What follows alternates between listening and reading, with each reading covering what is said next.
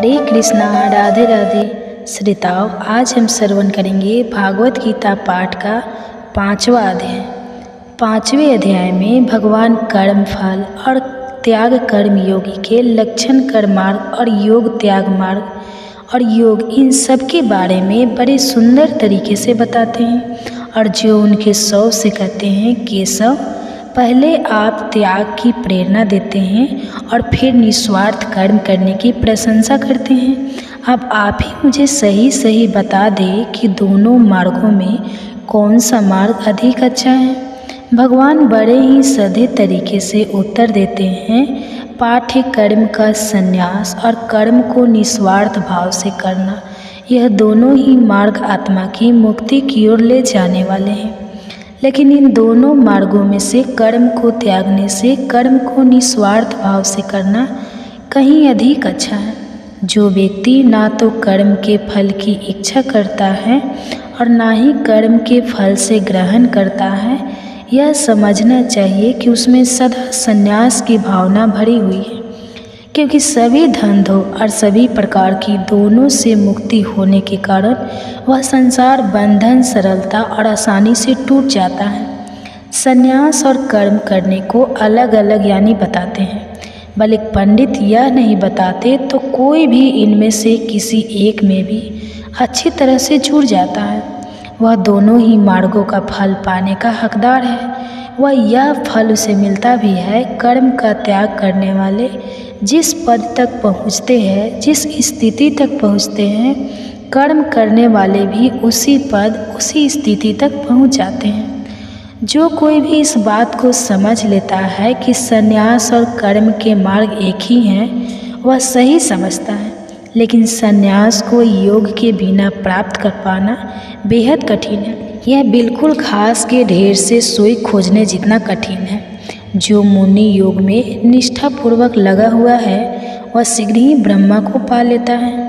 कर्म करता हुआ कि वह मनुष्य कर्म में लिप्त नहीं होता, कर्म में नहीं उलझता, और जो कर्म के मार्ग में कुशल है, उसकी आत्मा पवित्र है।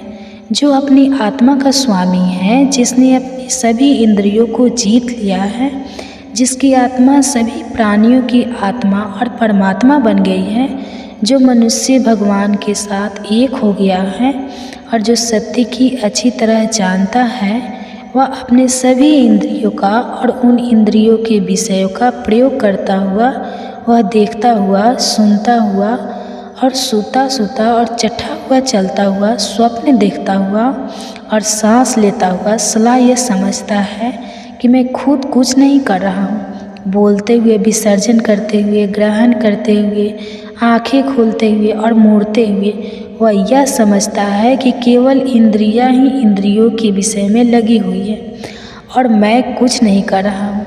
वास्तव में कर्म करने वाली प्रकृति ही है, वही सब कुछ करती है, हम कुछ नहीं करते। जो व्यक्ति लगा और आसक्ति को त्याग कर अपने कर्मों को ब्रह्म को समर्पित करके कर्म करता है, आप उसमें वैसे ही नहीं ठहरता जैसे पानी कमल के पत्ते पर नहीं ठहरता। योगी लोग आसक्ति को त्याग कर आत्मा की शुद्धि के लिए केवल शरीर, केवल मन केवल थी या फिर केवल अपने इंद्रियों द्वारा एक कर्म करते हैं। योग में लगी हुई आत्मा कर्म के फल में आ सकती है, अर्थात लगाव को त्याग कर सदा ही रहने वाली शांति को प्राप्त करती है। लेकिन जिनकी आत्मा ब्रह्मा से अलग है, जो ब्रह्मा के साथ एक नहीं हुई है, वह इच्छा द्वारा प्रेरित रहते हैं और कर्म के फल पर उनका लगा फिर रहता है और इसी कारण वह बंधन में सदा ही बने रहते हैं। जिस व्यक्ति में मन द्वारा सभी कर्म त्याग कर अपने प्रकृति को वश में कर लिया है, वह ना कोई कर्म करता हुआ और ना ही कोई कर्म करवाता हुआ इस 9 द्वार वाले शरीर रूपी नगर में निवास करता है। सर्वोच्च प्रभु आत्मा न तुम लोगों को कर्ता बनाती हैं और ना ही विक्रम करती है, और ना ही वह उनको उनके कर्मों के फल द्वारा साथ छोड़ती है। यह तो इन वस्तुओं का स्वभाव ही है, जो इन सब में स्थिर होकर इन्हें सब कुछ करवा रहा है।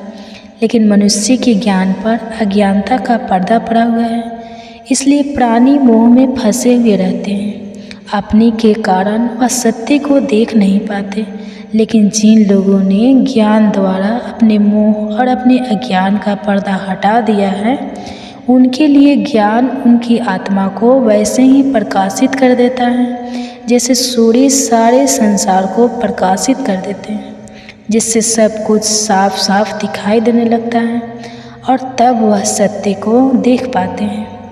उस ब्रह्मा का विचार करते हुए अपनी पूरी अंतर आत्मा को उसी की ओर प्रेरित करते हुए, उसे अपना संपूर्ण हृदय से बनाते हुए, उसे अपनी भक्ति का एकमात्र लक्ष्य बताते हैं। वह उस दशा तक पहुंच जाते हैं जहां से उन्हें फिर वापस नहीं लौटना होता और ज्ञान द्वारा धुलकर उनके सारे पाप साफ हो जाते हैं, उनके सारे पाप मिट जाते हैं। पंडित लोग इस ज्ञान और इस ज्ञान से उत्पन्न होने के कारण संसार के सभी प्राणियों को, जिनमें उच्च और निम्न, स्कूल वालों को, स्त्रियों और पुरुषों और पशु और पक्षियों को, सभी को एक ही नज़र से देखते हैं, सबको एक जैसा ही समझते हैं। जिस व्यक्ति का मन सामने अवस्था में स्थिर हो गया है, अपने इस पृथ्वी पर ही इसी जीवन काल में ही संसार जीत लिया है। परमात्मा वास्तु दोष रहित है, दोस्तों से मुक्त है और सबके समान है, इसलिए ऐसे व्यक्ति परमात्मा में स्थिर है। मनुष्य को चाहिए कि वह अच्छा होने पर या अच्छी वस्तु प्राप्त होने पर आनंद न मनाए और कुछ बुरा होने पर भी उसे दुखी नहीं होना चाहिए। जो मनुष्य इस प्रकार मुक्ति पाने पर मोहित हो जाता है, वही ब्रह्मा को जान लेने वाला है और आखिरकार वह ब्रह्मा विस्तृत हो जाता है, वह ब्रह्मा मिस जाता है। जब आत्मा बाहरी स्पर्शों, बाहरी व्यक्ति या बाहरी वस्तुओं के प्रभाव में आए बिना और मुझे बिना सुख भोग करती है, तभी वह मनुष्य जिसने अपने आप को परमात्मा के योग में लगाया हुआ है, वह ऐसे सुख का आनंद लेता है जो कि अनंत है। भौतिक पदार्थों के भोग से उत्पन्न होने वाले सुख नहीं कहलाते थे। दरअसल वह दूसरों के घर है, वह अस्थायी होते हैं और वह आते जाते रहते हैं। उनका आरंभ होता है और तभी होता है जैसे अस्थायी शिविरों में ज्ञानी को कभी आनंद नहीं मिलता, उसे तो सदा रहने वाले अक्षय सुख ही आनंद देते हैं। जो मनुष्य शरीर छोड़ने से पहले अपने जीवन काल में ही अपने अंदर उठने वाली इच्छा और क्रोध के उबाल को अपने वश में करने को सक्षम है, वही योगी है, वही सुखी है। जो मनुष्य अपने अंदर ही सुख पा लेता है, जो अपने अंदर ही आनंद पा लेता है और इसी प्रकार जो अपने अंदर ही ज्योति पा लेता है, वह योगी ब्रह्मा रूप हो जाता है और वह मोक्ष और परम गति को प्राप्त कर लेता है। वह पवित्र मनुष्य के सारे पाप नष्ट हो गए हैं, जिनके सारे संदेह भी दूर हो गए हैं, जिनके मन अनुशासित है, जो सभी प्राणियों का भला करने में आनंद लेते हैं, वह मोक्ष और परम गति को प्राप्त कर लेते हैं। जिन तपस्वी आत्माओं ने अपने मन, अपने आप को सभी प्रकार की इच्छाओं और क्रोध से मुक्त कर लिया है, जिन्होंने मन को वश में कर लिया है, जिन्होंने आत्मा यानी मुझे परमात्मा को पहचान लिया है, वह और परम गति हमेशा उनके ही निकट स्थित रहती है। जो मुनि बाहरी दृष्टि को बाहर ही रोककर दोनों अंदर और बाहर जाने वाले सवालों को स्मरण करने, अपने इंद्रियों, अपने मन, अपनी बुद्धि को वश में कर लेते हैं, ऐसे मुनि मोक्ष पाने के लिए हमेशा तत्पर है। और जिस मुनि ने इच्छा, क्रोध और बहन को वश में कर लिया है, वह मुनि सदा ही मुक्ति ही रहते हैं। वह मुझे ही परमात्मा मानकर और यह जानकारी में परमात्मा ही सभी व्यक्तियों और तत्वों को आनंद लेता हूँ और मैं ही सभी लोगों का स्वामी हूँ और सभी प्राणियों का मित्र हूँ। यह सब जानकर वह शांति को प्राप्त करते हैं। इसी के साथ भगवत गीता का 5वां अध्याय खत्म होता है। बाकी के अध्याय भी आपको जल्द ही चैनल पर देखने को मिलेंगे। इसके लिए चैनल को सब्सक्राइब जरूर करें ताकि अगले अध्याय आपसे कभी भी मिस ना हो पाए। और यदि आपका भी समय बाद ये वीडियो देख रहे हैं तो बाकी के अध्याय भी आपको हमारे चैनल के भगवत गीता प्लेलिस्ट में मिल जाएंगे।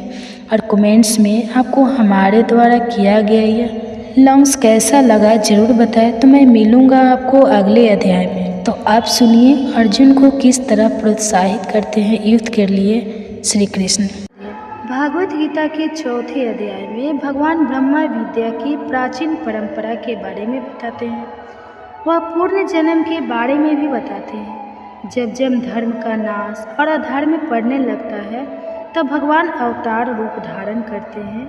अच्छे लोगों की रक्षा, दुख लोगों के विनाश और धर्म की पुनः स्थापना के लिए भगवान युग युग में जन्म लेते रहते हैं। केशव कहते हैं, सुन पार्थ, यह अनुप्रयोग मैंने इस सृष्टि के आरंभ में सूर्य देव को सिखाया था।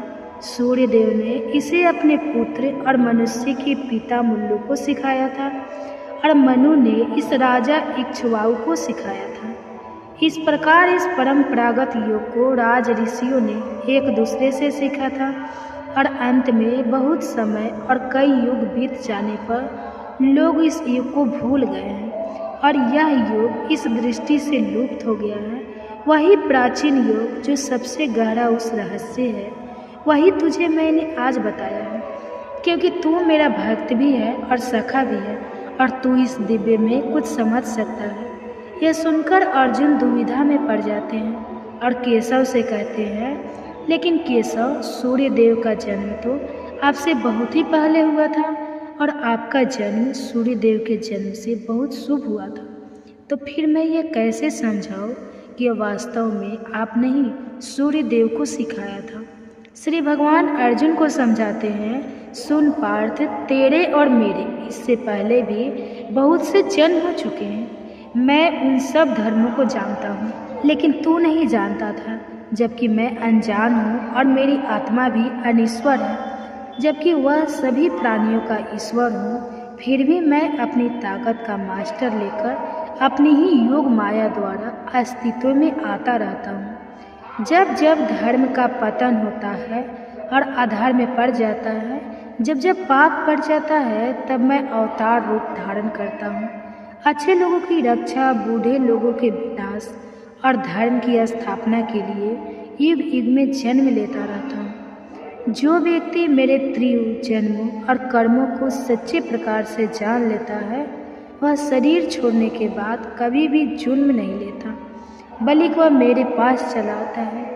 इच्छा, आप, भय और क्रोध से छूटकर मुझ में पूरी तरह लिप्त होकर मेरी शरण में आकर ज्ञान की तपस्या से पवित्र हुए। ऐसे बहुत से लोगों ने मेरी स्थिति पाली है। जो कुछ भी मैं हूँ वह भी वही बन गए। लोग जिस प्रकार मेरे पास आते हैं, मैं उन्हें उसी प्रकार अपनाता हूँ। सभी मनुष्य मेरे ही मार्ग पर चलते हैं। जो लोग अपने कर्मों का फल इसी जीवन काल में पृथ्वी पर चाहते हैं, वह देवताओं की उपासना करते हैं, क्योंकि मनुष्य के संसार में कर्मों द्वारा उत्पन्न होने वाले फल बहुत ही जल्दी मिल जाते हैं। मैं ना ही कोई कर्म करता हूँ और ना ही मुझ में कोई परिवर्तन होता, क्योंकि मैं अकृता और अविनाशी हूँ। कर्म मुझे दूषित नहीं करते, कर्म मुझसे लिप्त नहीं होते और ना ही किसी भी कर्म के फल के प्रति मेरी कोई इच्छा है। जो कोई भी मुझे इस रूप में जान लेते हैं, वह कर्म करता हुआ भी उस कर्म के बंधन में नहीं बंधता। प्राचीन काल में मोक्ष चाहने वाले लोगों ने भी ऐसा ही किया था। यह सब जानते हैं, निष्काम कर्म किया था। इसलिए जैसे प्राचीन काल में लोगों ने निष्काम कर्म किया था, उन्हीं की तरह तू भी वैसा ही कर्म कर। विक्रम क्या है, अक्रम क्या है, क्या करना उचित है, क्या करना अनुचित है, कर्म का त्याग किया है, इस हमने तो बड़े बड़े ज्ञानियों को भी भ्रम में डाल दिया है। वह भी इसे ठीक तरह से समझ नहीं पाए। लेकिन मैं तुझे बताऊंगा कि कर्म क्या है। इसे जानकर तू सब दोषों से मुक्त हो जाएगा। अपना नियत कर्म शास्त्रों में बताया गया कर्म यही उचित कर्म है, यही करने योग्य कर्म है। मनुष्य को इन सब को अच्छी तरह से समझ लेना चाहिए। वर्जित कर्म क्या है, क्या करना अनुचित है, उसे यह भी अच्छी तरह से समझ लेना चाहिए। साथ ही अकर्म और कर्म का त्याग किया है, यह भी अच्छी तरह से समझ लेना चाहिए। कर्म की गति को, कर्म की गहराइयों को और कर्म की बारीकियों को समझना भी बहुत कठिन है, क्योंकि कर्म की प्रकृति गुण है जो मनुष्य कर्म में अकर्म और अकर्म में कर्म पहचान लेता है वही योगी, वही हंसी है, और वह अपने सारे कर्म करता हुआ भी कर्म के बंधन में नहीं बंधता और वह दिव्य स्थिति में ही रहता है। जिस मनुष्य के सभी कर्म उस कर्म के फल की इच्छा के संकल्प से मुक्त हो गए हैं, जिसके सभी कर्म ज्ञान की आग में भस्म हो गए हैं, इस मनुष्य को ज्ञानी लोग पंडित कहते हैं। कर्म के फल के प्रति सभी इच्छाओं को त्याग कर सदा तृप्त रहता हुआ बिना किसी भी कर्म के फल पर निर्भर हुए वह भला ही सदा कर्म में लगा रहे, फिर भी वह कुछ नहीं कर रहा होता। कोई भी कर्म फल की इच्छा न रखते हुए अपने चित्रों और आत्मा के वश में रखते हुए सभी प्रकार के संपदाओं, सभी प्रकार के भोगों, सदनाओं को पूरी तरह से त्याग कर जो केवल शरीर निर्वाह के लिए कर्म करता है, उसे कोई भी दोष नहीं लगता। जो मनुष्य संयोगवश प्राप्त वस्तु से बिना उस वस्तु के कामना किए उसे प्राप्त करने के कोई प्रयास बिना जो भी प्राप्त हो जाए उसमें संतुष्ट रहता है, जो सुख दुख आदि की सभी सुविधाओं से पहुंच चुका है, जो इशारा से मुक्त असफलता और विफलता दोनों में समान रहता है, भोग कर्म करता हुआ भी कर्म के बंधन में नहीं बंधता,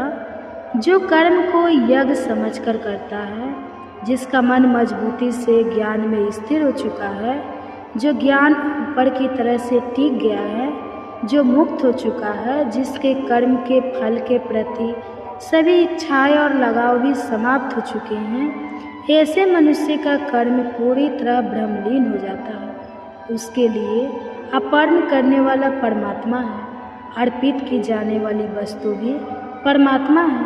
परमात्मा द्वारा वहाँ पर महत्वपूर्ण की आग में अर्पित की जाती है। जो व्यक्ति अपने कर्मों में परमात्मा को देखता है वह फल स्वरूप फल के रूप में परमात्मा को ही पाता है। कुछ योगी देवताओं की पूजा के रूप में यज्ञ करते हैं, जबकि कुछ ब्राह्मण के ज्ञान में लगे रहते हैं। कुछ लोगों कान नाक आदि ज्ञान इंद्रियों को, कुछ रूप गंध शब्द आदि समस्त विश्व को, कुछ इंद्रियों की संपूर्ण क्रियाओं को यज्ञ के रूप में अर्पित करते हैं।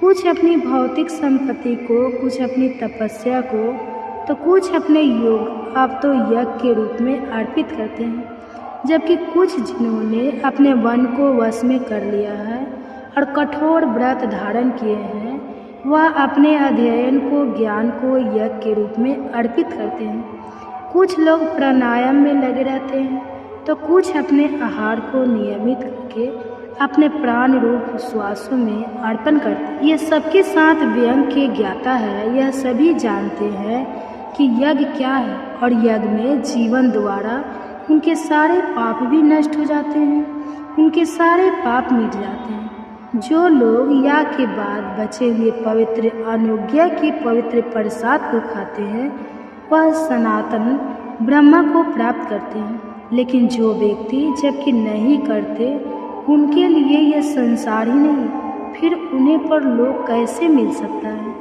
इस प्रकार शास्त्रों में अनेक प्रकार के यज्ञ बताए हैं, वह सभी ब्रह्मा तक पहुँचने के साधन हैं, और यह जान लेने के बाद तू मुक्त हो जाएगा, क्योंकि बहुत अधिक पदार्थ बंधन में डालने वाले होते हैं और ज्ञान मुक्ति दिलाने वाला होता है। व्यक्ति भौतिक पदार्थों द्वारा या पिछले वाले व्यक्तियों की तुलना में ज्ञान यज्ञ कई गुना अच्छे होते हैं, क्योंकि अंत में सभी कर्म ज्ञान में ही जाकर समाप्त होते हैं। जिससे मनुष्य को मुक्ति मिलती है, उस ज्ञान को तू उन गुरुजनों से सीख जिन्होंने सत्य को समझा है। उनके पास जाकर पूरी निष्ठा और आदर से उनकी सेवा कर, विनम्रता से उस ज्ञान को उनसे अच्छी तरह से जीत। जब तू उस ज्ञान को प्राप्त कर लेगा और उसे अच्छी तरह से समझ लेगा, तब तू फिर कभी इस भ्रम में नहीं पड़ेगा, क्योंकि ज्ञान बिना संदेश है।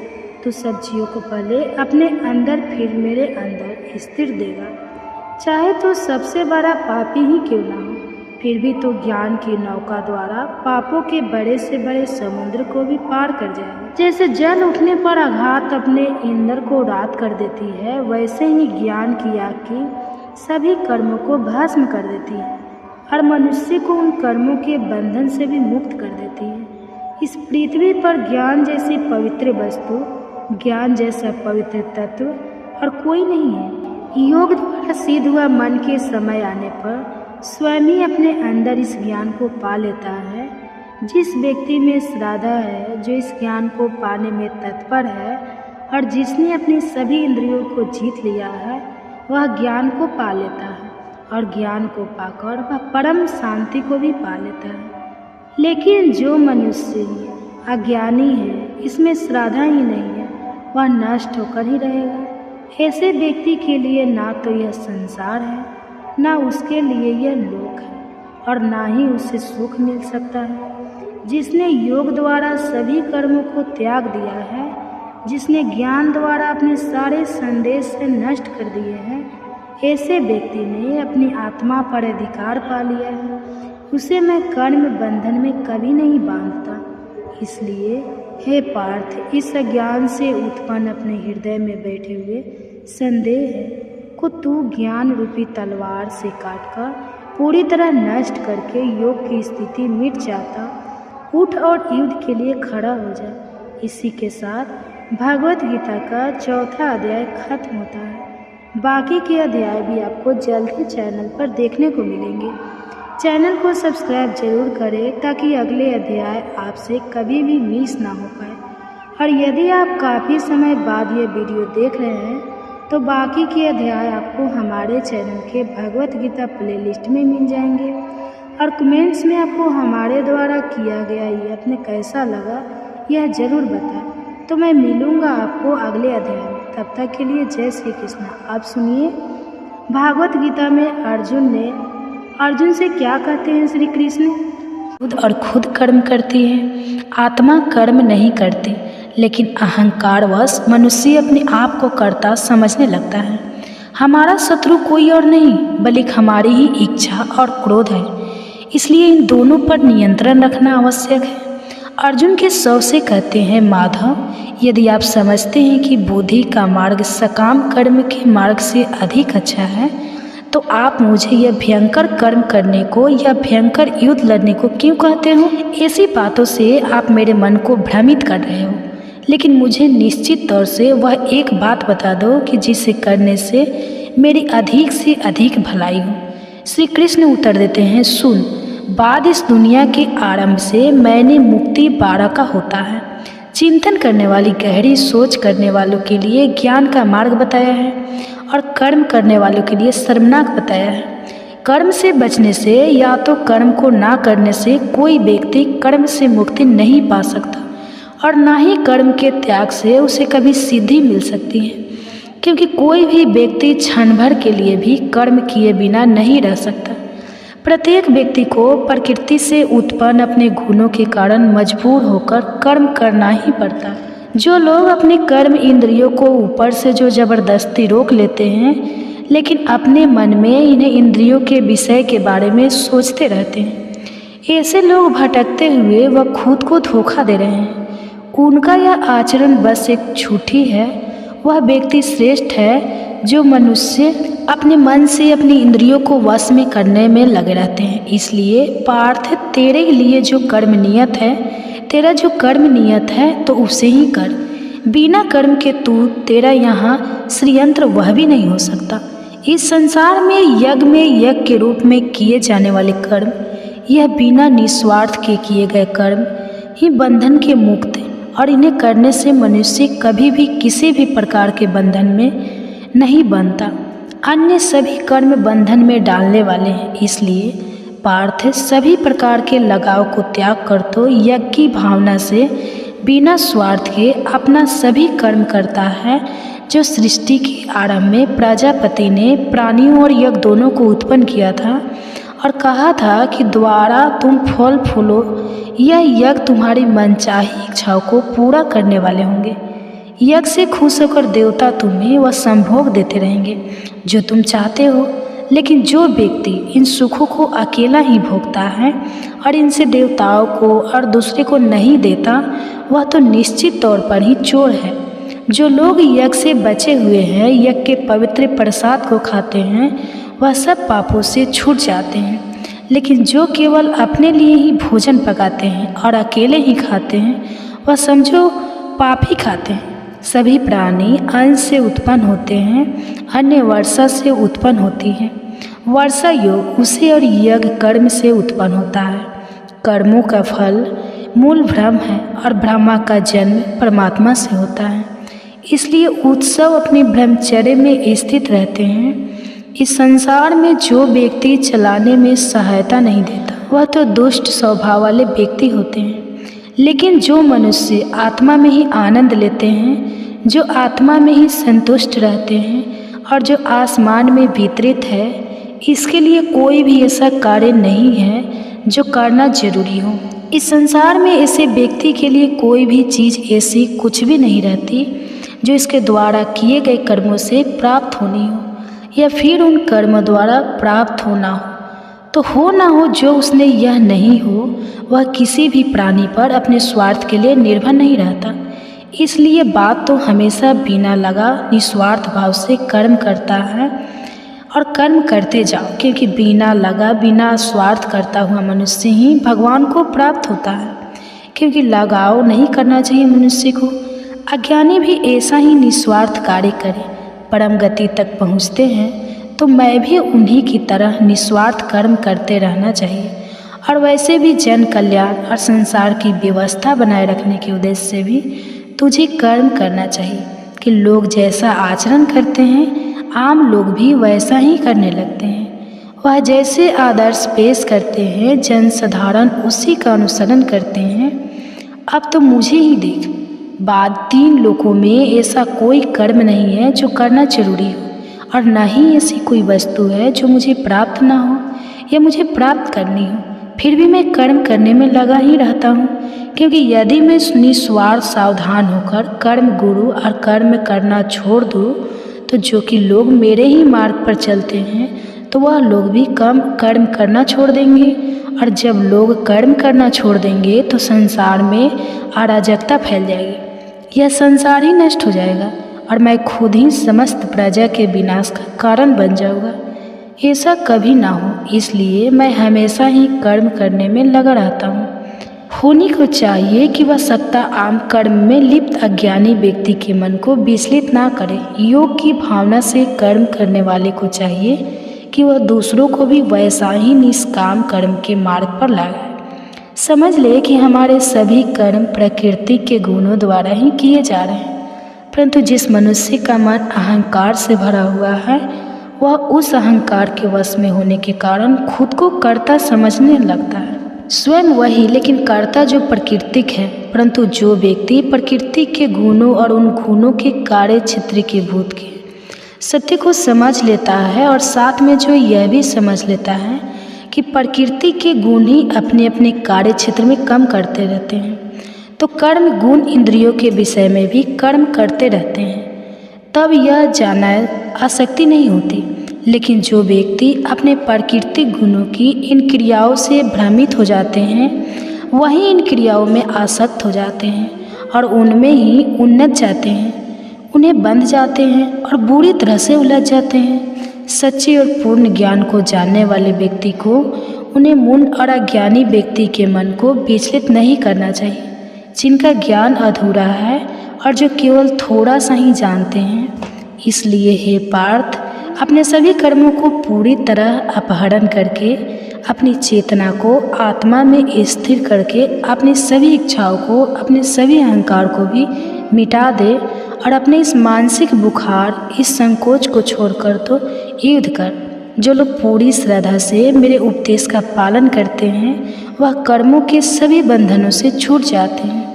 कि जो लोग ईर्ष्या के कारण मेरे इस उपदेश का तिरस्कार करते हैं, जो उसने गलतियां निकालते हैं और इसका पालन नहीं करते, वह लोग वास्तव में संपूर्ण ज्ञान के प्रति मूर्ख होते हैं और वह नष्ट होकर ही रहेंगे। यानी समेत सभी प्राणी अपनी अपनी प्रकृति, अपने अपने स्वभाव के अनुसार ही आचरण करते हैं। इससे कोई भी बच नहीं सकता। प्रकृति को रोकना, इसको ज़बरदस्ती बदलने की कोशिश करने से कोई फायदा ही नहीं हो सकता। ऐसा करना व्यर्थ है। अधूरी तरह से या दोषपूर्ण तरीके से पालन किया गया अपना प्राकृतिक, अपना स्वाभाविक धर्म पूरी तरह से पालन किए जाने वाले प्राणी धर्म के दूसरे के स्वभाव वाले धर्म से अधिक अच्छा है। अपने धर्म का पालन करते हुए मृत्यु भी हो जाए तो वह भी पढ़ाई धर्म में जीवित रहने से कई गुना ज़्यादा अच्छा है, क्योंकि दूसरे के स्वभाव अनुसार चलने से बहुत ही खतरे होते हैं और वह बहुत ही वह देने वाले होते हैं। यह सब सुनकर अर्जुन केशव से पूछते हैं, लेकिन केशव वो क्या है जिसे मनुष्य ना चाहते हुए भी पाप करता है, जैसे उससे कोई ज़बरदस्ती पाप करवा रहा हो। श्री भगवान उत्तर देते हैं, भोग है, इच्छा और क्रोध, यह दोनों ही पाप से भरे हुए हैं और सब कुछ ही खा जाने वाले हैं, सब कुछ निगल जाने वाले हैं। इस संसार में तुम इनको को अपना दुश्मन और शत्रु समझो, जैसे आगे से लगी रहती है, जैसे दर्पण दूर छिटक जाते हैं, वैसे ही मनुष्य का विवेक और ज्ञान इस इच्छा से घिरा हुआ है। मनुष्य की चेतना और इसका ज्ञान दोनों ही उस नित्य शत्रु, कभी न तृप्त होने वाली अग्नि के सामने इच्छा से ढके रहते हैं, जिसके कारण वह हमेशा ही और संतुष्टि रहते हैं। इंद्रिया, मन और बुद्धि इस इच्छा के रहने के स्थान है। इसमें रहकर वही इच्छा मनुष्य के ज्ञान को ढूंढती है और उसे मोहित कर सकी मार्ग से भटका देती है। इसलिए हे पार्थ, दुश्मनों से ही इन इंद्रियों को अपने वश में रख और ज्ञान और विवेक से इस पापी विनाशक को दृढ़ता से मार डाल सकते हैं। इंद्रिय शरीर से बड़ी है, मन इंद्रियों से भी बड़ा है, बुद्धि मन से भी बड़ी है और बुद्धि से भी बलवान और बड़ी है आत्मा। और इस प्रकार जब बुद्धि से बड़ी और बलवान है तो उस आत्मा को जानकर तू अपने मन को इसमें करके तो इस आत्मा को उस परमात्मा में स्थिर करके इस इच्छा रूपी, इस काम रूपी शत्रु को मार डाल। जिस शत्रु तक पहुंचना भी तुम बहुत अधिक कठिन है, उसी के साथ भगवत गीता का 3रा अध्याय खत्म होता है। बाकी के अध्याय भी आपको जल्दी चैनल पर देखने को मिलेंगे। इसके लिए चैनल को सब्सक्राइब जरूर करें, अगले अध्याय आप कभी भी मिस ना कर पाए। और यदि आप काफ़ी समय बाद इस वीडियो को देख रहे हैं तो बाकी के अध्याय आपको हमारे चैनल की भगवत गीता प्लेलिस्ट में मिल जाएंगे। और कमेंट्स में आपको हमारे द्वारा किया गया यह बात कैसा लगा यह ज़रूर बताएं, तो मैं मिलूँगी आपको अगले अध्याय में। तो आप सुनिए अर्जुन को युद्ध के लिए कैसे प्रोत्साहित करते हैं श्री कृष्ण। अध्याय में श्री कृष्ण अर्जुन को कर्म का महत्व समझाते हैं और कर्म के परिणाम और कर्मों के फलों के प्रति कोई भी लगाव या इच्छा ना रहने के बारे में बताते हैं। वह कहते हैं कि आत्मा में ही संतुष्ट रहो। प्रकृति खुद और खुद कर्म करती है, आत्मा कर्म नहीं करती, लेकिन अहंकारवश मनुष्य अपने आप को कर्ता समझने लगता है। हमारा शत्रु कोई और नहीं बल्कि हमारी ही इच्छा और क्रोध है, इसलिए इन दोनों पर नियंत्रण रखना आवश्यक है। अर्जुन के शव से कहते हैं, माधव, यदि आप समझते हैं कि बुद्धि का मार्ग सकाम कर्म के मार्ग से अधिक अच्छा है, तो आप मुझे यह भयंकर कर्म करने को या भयंकर युद्ध लड़ने को क्यों कहते हो? ऐसी बातों से आप मेरे मन को भ्रमित कर रहे हो। लेकिन मुझे निश्चित तौर से वह एक बात बता दो कि जिसे करने से मेरी अधिक से अधिक भलाई हो। श्री कृष्ण उत्तर देते हैं, सुन, बाद इस दुनिया के आरंभ से मैंने मुक्ति 12 का होता है।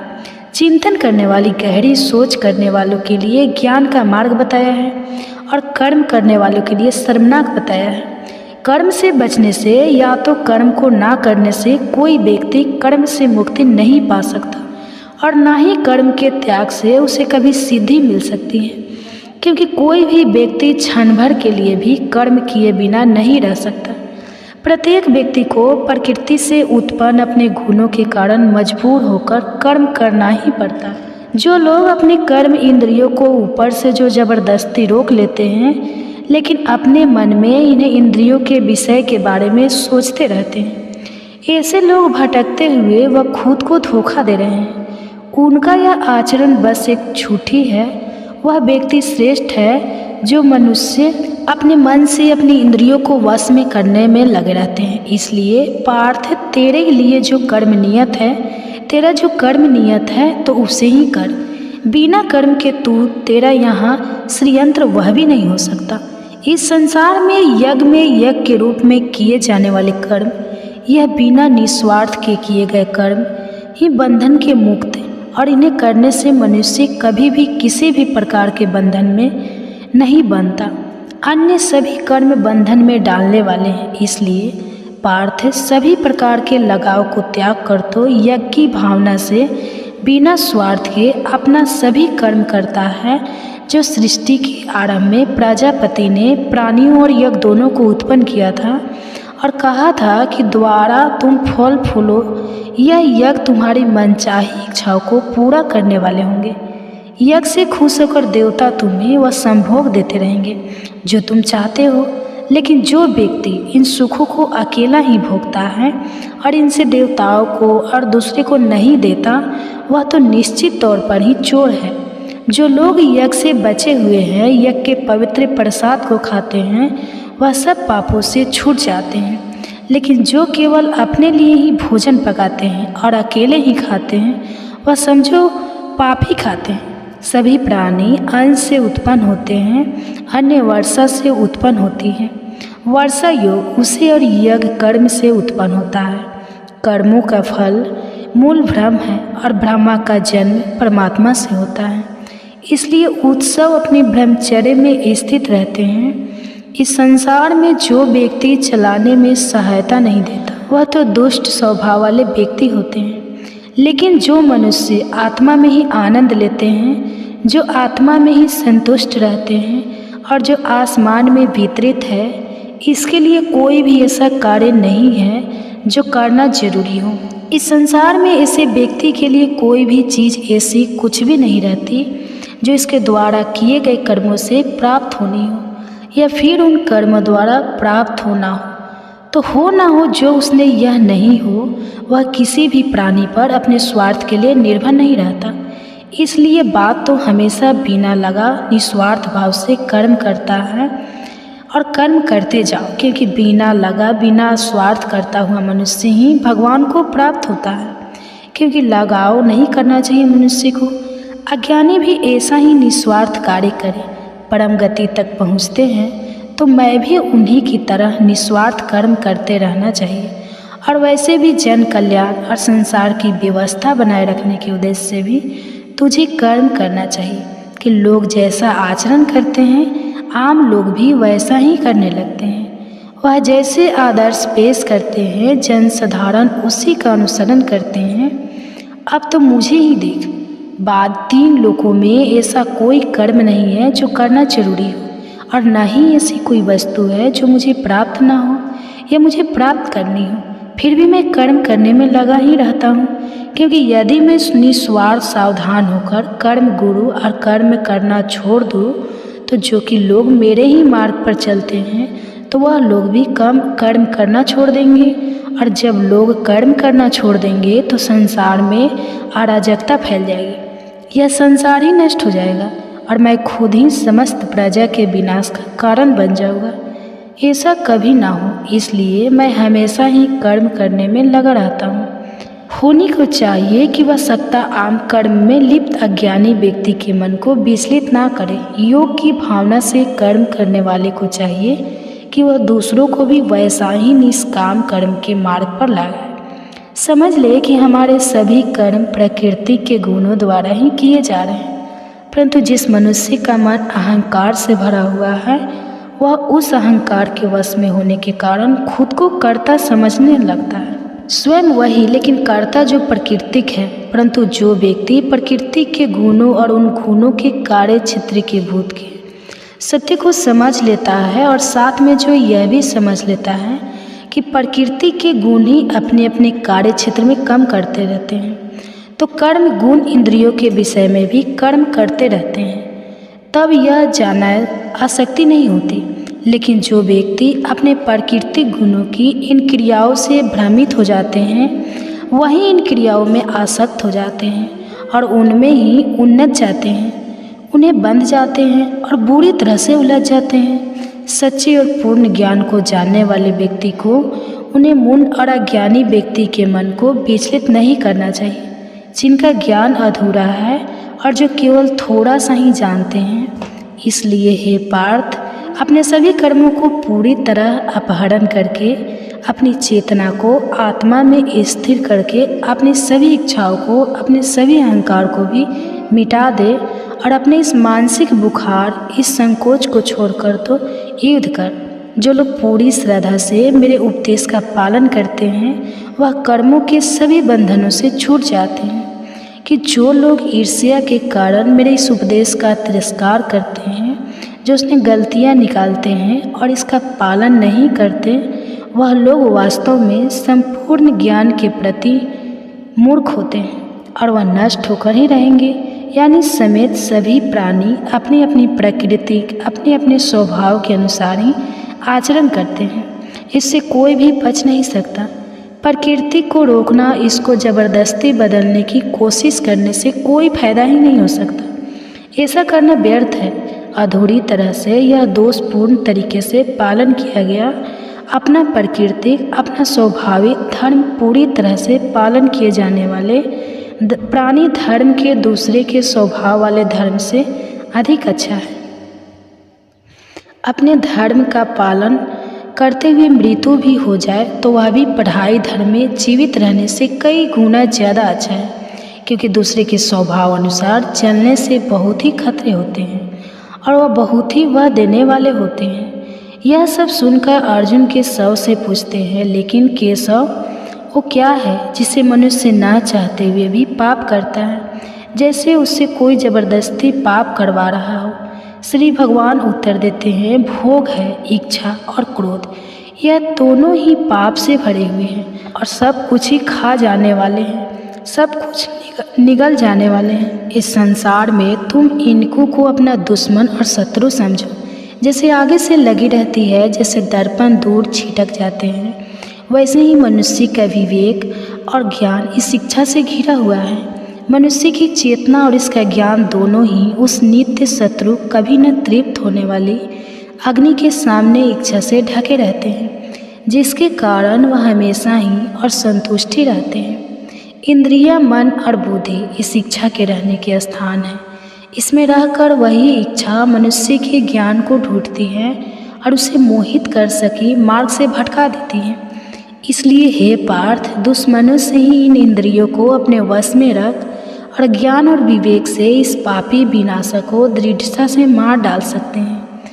इंद्रिय शरीर से बड़ी है, मन इंद्रियों से भी बड़ा है, बुद्धि मन से भी बड़ी है और बुद्धि से भी बलवान और बड़ी है आत्मा।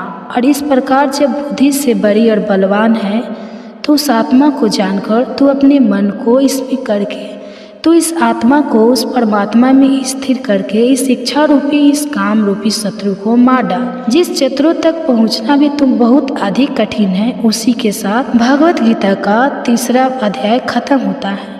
बाकी के अध्याय भी आपको जल्दी चैनल पर देखने को मिलेंगे। इसके लिए चैनल को सब्सक्राइब जरूर करें, अगले अध्याय आप कभी भी मिस ना कर पाए। और यदि आप काफ़ी समय बाद इस वीडियो को देख रहे हैं तो बाकी के अध्याय आपको हमारे चैनल की भगवत गीता प्लेलिस्ट में मिल जाएंगे। और कमेंट्स में आपको हमारे द्वारा किया गया यह बात कैसा लगा यह ज़रूर बताएं, तो मैं मिलूँगी आपको अगले अध्याय में। तो आप सुनिए अर्जुन को युद्ध के लिए कैसे प्रोत्साहित करते हैं श्री कृष्ण। इनकार करता है। वास्तव में इसके बाद ही अर्थात दूसरे अध्याय के 13वें श्लोक सहित भगवान का असली उद्देश्य आरंभ होता है। भगवान अर्जुन को आत्मा की अमृता के बारे में बताते हैं। भगवान शरीर का भूत भी अर्जुन को बताते हैं। आत्मा जो अनश्वर है उसके लिए हमें शौक नहीं करना चाहिए। शरीर जो नश्वर है उसके लिए भी हमें जो कदापि ही नहीं करना चाहिए। केशव अर्जुन में कर्तव्य भावना जगाने का प्रयास करते हैं, योग के बारे में बताते हैं और समझाते हैं कि परिणाम की इच्छा या परिणाम की चिंता किए बिना ही हमें अपने कर्तव्य करते रहना चाहिए।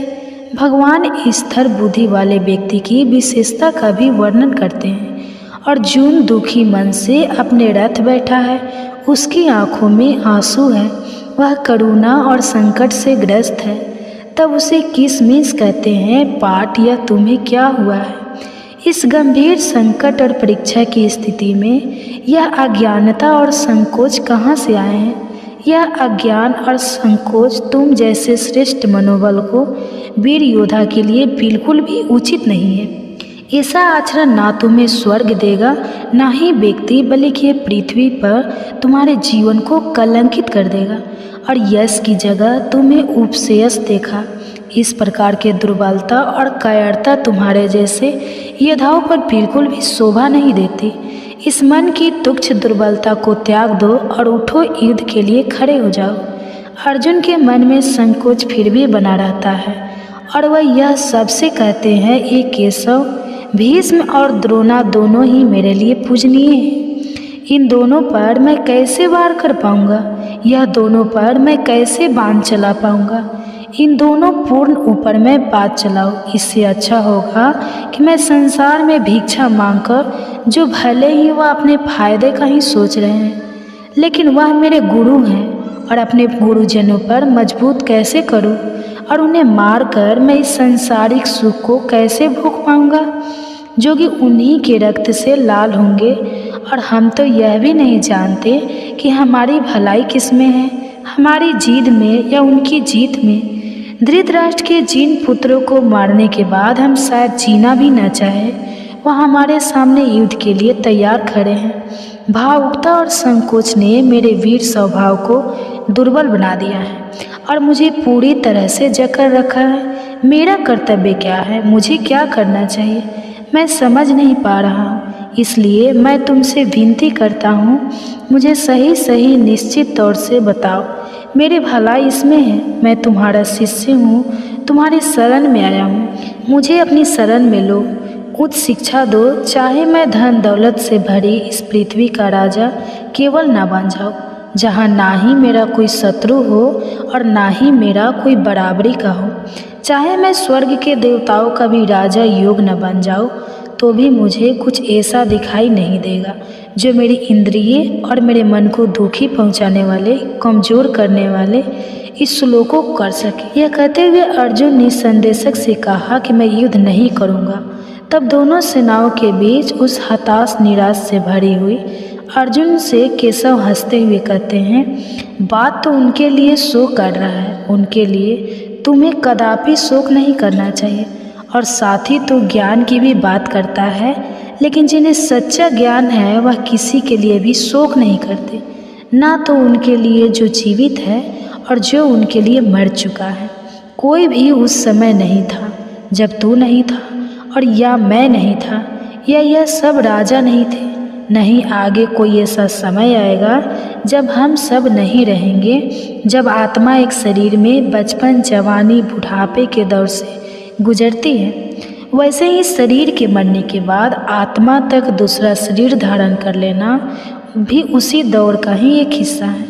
यानी उद्धार व्यक्ति ना ही इससे घबराते हैं, उन्हें इससे विचलित होते हैं। सुन पार्थ, अपने जीवन काल में हम जो सर्दी, गर्मी, सुख, दुख का अनुभव करते हैं, वह इंद्रिया का उनके विषय के कारण ही होते हैं। वह आते जाते रहते हैं, उनका हर अपनी है, तुरंत भी है, वह सदा के लिए नहीं रहते।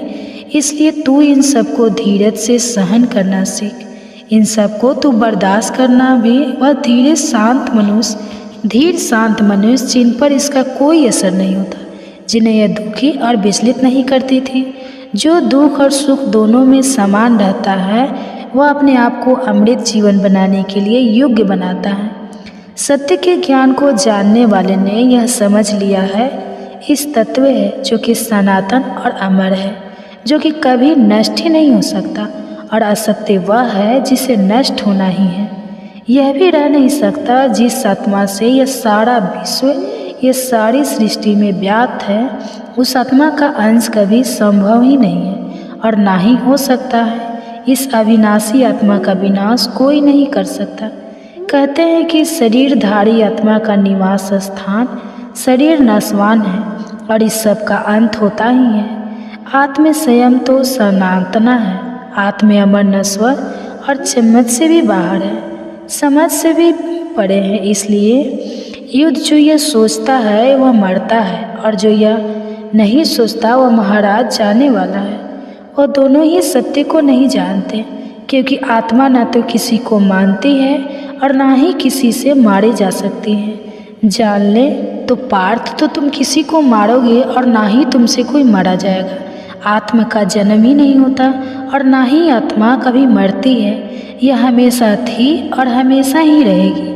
अजन्मी, अमर, नाम बदलने वाली और प्राचीन शरीर के मरे जाने पर भी यह आत्मा नहीं मरती, नष्ट नहीं होते, इसका अंत नहीं होता। जो व्यक्ति यह जान लेता है कि आत्मा सनातन धर्म वर्जन में अनश्वर अपार असीम है, ऐसा व्यक्ति कैसे किसी को मार सकता है? वह मरवा सकता है। जैसे कई व्यक्ति अपने फटे पुराने कपड़े उतारकर नए कपड़े पहन लेते हैं, वैसे ही यह शरीर धारण करने वाली आत्मा अपना पुराना शरीर छोड़कर एक नया शरीर धारण कर लेती है।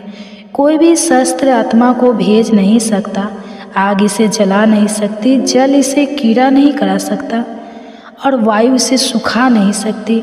आत्मा अमर है, सबके अंदर मौजूद है और यह स्थिर, अचल और सनातन की आत्मा व्यक्त है। यह दिखाई नहीं देती, इसका ना किसी शब्द और ना ही किसी अन्य साधनों द्वारा वर्णन किया जा सकता है। आत्मा न बदलने वाली है और यह इंद्रियों की शक्तियों और कल्पना से भी परे है। इसलिए आत्मा को ऐसा जानते हुए, इसे समझते हुए मुझे अशोक नहीं करना चाहिए और अपने कर्तव्य और अपने क्षत्रिय धर्म को देखते हुए ना ही तुम घबराना चाहिए और ना ही तुझे विचलित होना चाहिए। योग्य क्षत्रिय के लिए धर्म युद्ध लड़ने से बड़ा कर्तव्य कोई नहीं है। वह क्षत्रिय भाग्यवान है जैसे यह अवसर मिलता है।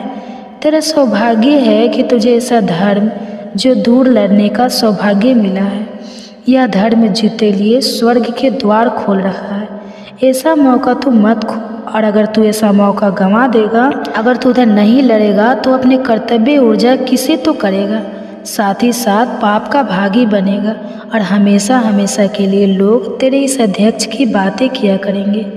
यह सामने खड़े सभी योद्धा यह समझेंगे तुम अंतिम समय में डरकर युद्ध से पीछे हट गया। जो लोग तेरा आदर करते हैं वह भी तुझे छोड़कर यह समझने लगेंगे तेरे शत्रु तेरे बलि की निंदा करते हुए बहुत ही कहने वाले बातें कहेंगे। तेरे लिए इससे बढ़कर दुख की बात और क्या हो सकती है। यदि तू युद्ध में मारा गया तो तुझे स्वर्ग मिलेगा, अगर युद्ध में जीत गया तो इस पृथ्वी का आनंद भोगेगा। इसलिए पार्थ, तो लड़ने का निश्चय कर ले और खड़ा हो जा। सुख और दुख, लाभ और हानि, जीत और हार, इन सबको समान समझकर युद्ध की ओर तैयार हो जा। ऐसा सोचने से और ऐसा करने से तुझे पाप नहीं लगेगा। पार्थ, यह तुझे मैंने ज्ञान का मार्ग बताया है। अब मैं तुझे निष्काम कर्म योग के मार्ग का ज्ञान दूंगा और अर्थ भी समझाऊंगा, जिसके कारण तू कर्म करते हुए भी सभी कर्मों के बंधनों से मुक्त हो जाएगा।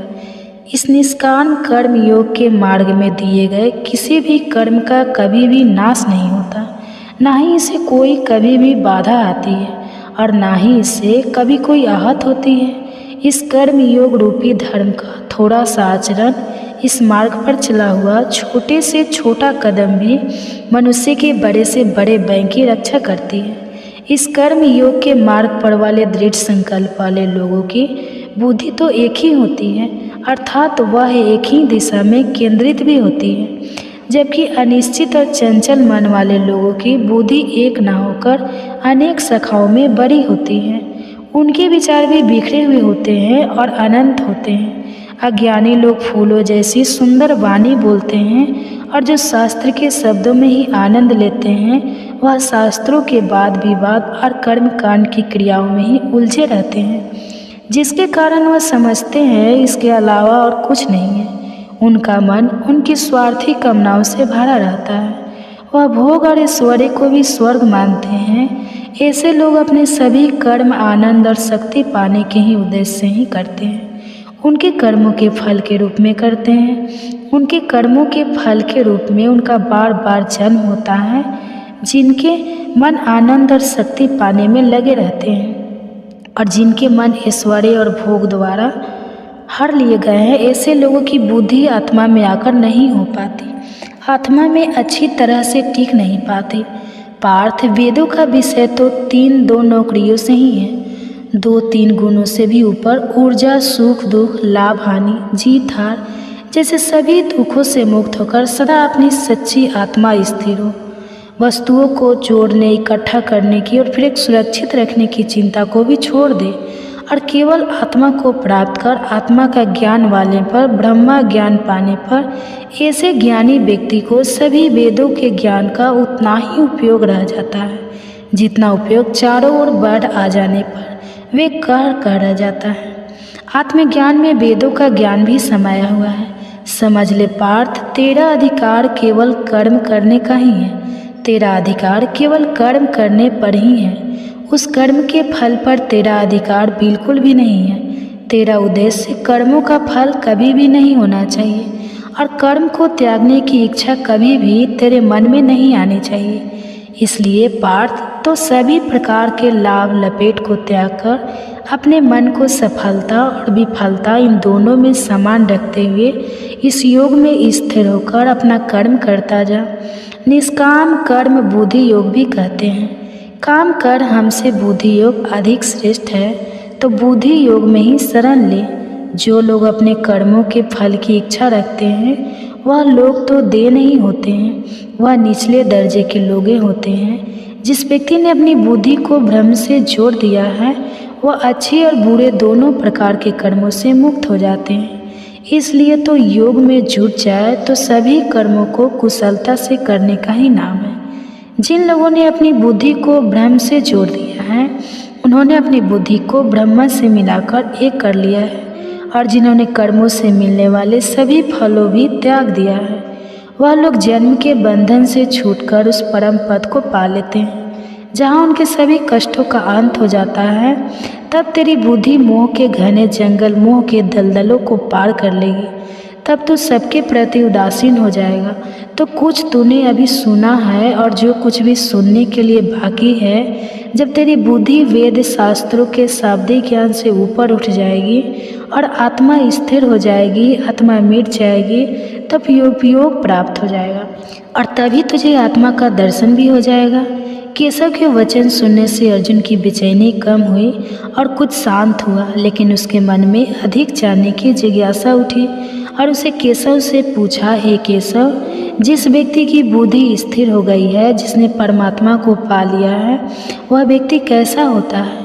स्थिर बुद्धि वाले व्यक्ति का उठना बैठना रहना सहना कैसा होता है? श्री कृष्ण उत्तर देते हैं, उन पार्थ, जब मनुष्य अपने मन में उठने वाली सभी कामनाओं को त्याग देता है और जब उसकी आत्मा अपने अंदर ही संतुष्ट रहने लगती है और जब वह अपने आप ही संतुष्ट रहने लगता है तब बहुत ही बुद्धि वाला व्यक्ति माना जाता है। जिस व्यक्ति का मन दुख में वह चैन नहीं होता, ऐसा व्यक्ति श्रेष्ठ है और फिर भी अच्छा व्यक्ति वाला कहलाता है। शरीरधारी जी भले ही विभाग को त्याग दे, लेकिन इस विषय को भोगने की लालसा कहीं न कहीं उसके मन में बनी रहती है। भगवान के दर्शन होने से वह लालसा उनके मन से मिट जाती है। पार्थ, मनुष्य भले ही विवेकशील हो और पूर्णता और परम प्रगति पाने के लिए लगातार कोशिश करता रहे, फिर भी उसकी बलवान इंद्रियां उसके मन को विचलित कर ही देती हैं। इसलिए उन सभी इंद्रियों को वश में करके मेरे पलायन होकर हाथ जोड़कर मेरे ध्यान में स्थिर रहना चाहिए, क्योंकि जिस व्यक्ति की इंद्रियां उसके वश में है उसी की बुद्धि दृढ़ता पूर्वक स्थिर रहती है। जब कोई मनुष्य अपने मन में इंद्रियों के विषयों को ध्यान करने लगता है, जब वह उनके बारे में सोचने लगता है, तब उसके मन में उन विषयों में लगाव हो जाता है।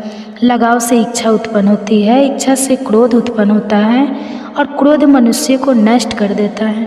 लेकिन अनुशासित मन वाला मनुष्य जिसने अपनी इंद्रियों को अपने वश में किया हुआ है, वह लगाव उद्देश्य इन दोनों से मुक्त होकर इंद्रियों के विषय में विचलन करता है और उन्हें भोगता है। ऐसा मनुष्य आत्मा की पवित्रता और आत्मा की शुद्धता को प्राप्त कर लेता है। आशित व्यक्ति में स्थिर बुद्धि नहीं होती। आशित व्यक्ति बुद्धि को एकत्रित करने की शक्ति नहीं होती।